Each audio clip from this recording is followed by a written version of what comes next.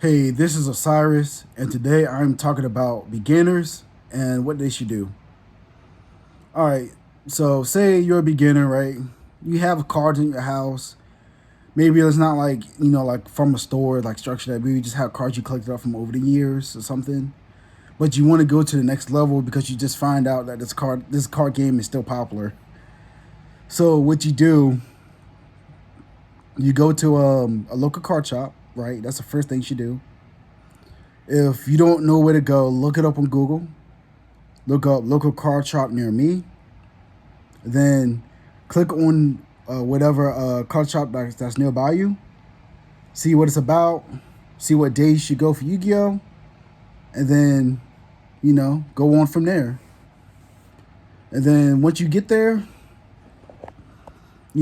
ask somebody who has more experience than you, or somebody who's been playing longer, or somebody who you know just is a player there.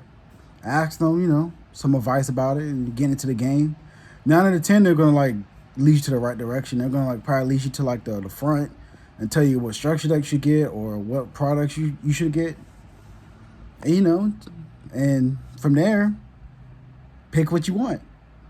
If there's different types of decks based on what you like.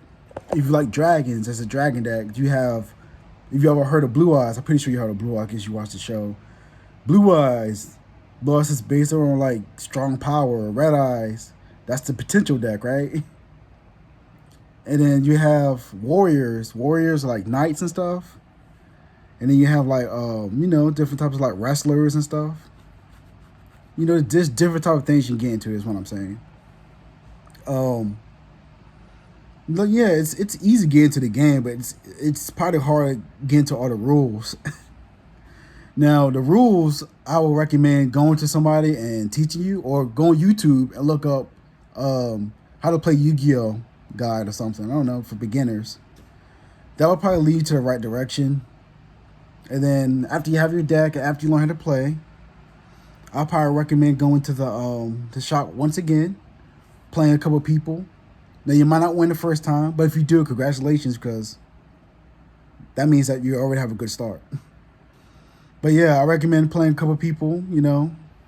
Seeing how they play their deck. Learn from them how they play, what they do, what cards they play, what tech cards, what staples. And you're like, hey, I like this card. This card can negate all face monsters on the field.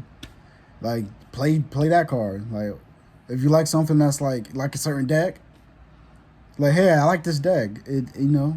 Check out. You go to TCG Player and look up the Yu-Gi-Oh section and look up different decks and stuff. That's one thing you can do to help you out.